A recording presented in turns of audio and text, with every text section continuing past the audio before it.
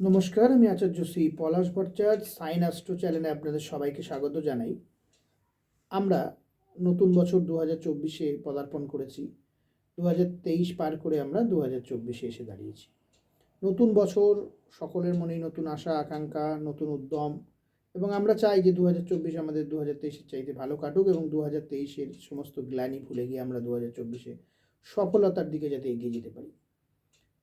আজ আমরা এই 2024 সালে কোন কোন রাশির কর্মপ্রাপ্তি হওয়ার যোগ রয়েছে, সেটা সরকারি বেসরকারি উভয় ক্ষেত্রেই হতে পারে। মানে দীর্ঘদিন ধরে যারা বেকারত্বে জ্বালায় জ্বলছেন, বেকারত্ব বড় জ্বালা, সেই বেকারত্বে যারা জ্বলছেন তাদের কি চাকরি হতে পারে? তাদের কি কোনো রকম গভর্নমেন্ট সার্ভিস বা বেসরকারি ক্ষেত্রেও ভালো চাকরি আপনি পেতে পারেন?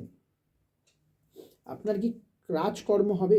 অর্থাৎ বিষয়টি যদি আপনি দেখেন যে আমরা হয়তো অ্যাস্ট্রোলজারের কাছে গেলে আপনারা জিজ্ঞেস করেন যে আমার সরকারি চাকরি হবে কিনা, আমার ইউপিএসসি হবে কিনা, আমার ডাব্লিউবিসিএস হবে কিনা, আমার এই ব্যাংকে চাকরি হবে কিনা, এক্সেট্রা এক্সেট্রা। কিন্তু আমাদের এই জ্যোতিষশাস্ত্রে আমরা কিন্তু সরকারি চাকরি বা ডাব্লিউবিসিএস ইউপিএসসি বলে কিছু আমাদের সাবজেক্টে কিন্তু ছিল না।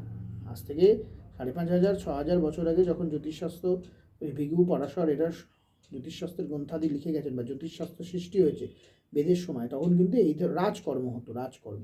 কাজেই রাজকর্ম মানে কিন্তু আপনার সরকারি চাকরি নয়।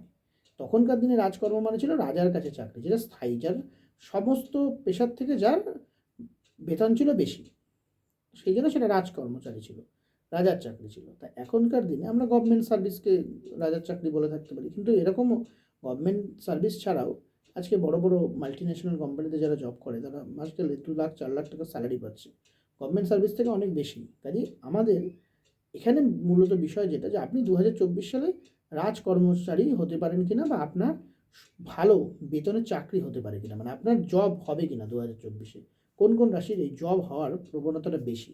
আমরা আমাদের প্রত্যেকটি রাশির বাৎসরিক রাশিফল আলাদা করে আমার চ্যানেলে আপলোড করা আছে, সেগুলো আপনারা দেখে নেবেন।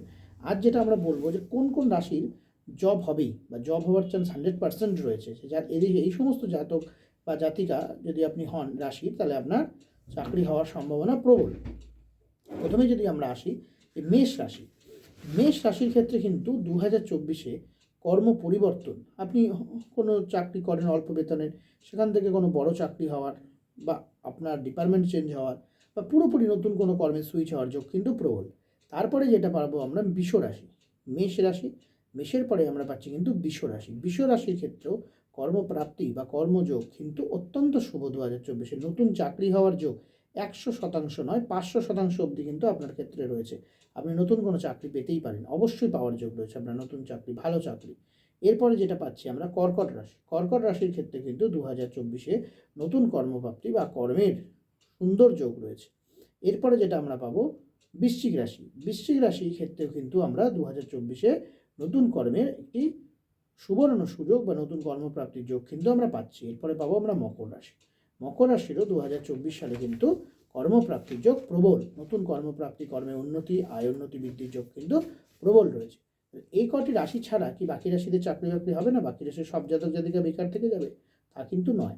এই যে রাশিগুলোর কথা আমি উল্লেখ করলাম, মকর রাশি, বৃশ্চিক রাশি, কর্কট রাশি, মেষ রাশি, বৃষ রাশি, এদের কর্মপ্রাপ্তির সম্ভাবনা অত্যন্ত প্রবল।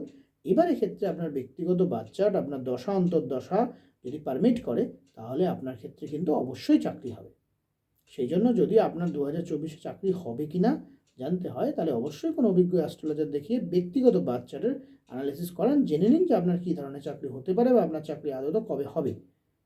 সকলে ভালো থাকবেন, আনন্দে থাকবেন, দেখতে থাকুন সাইন অ্যাস্ট্রো।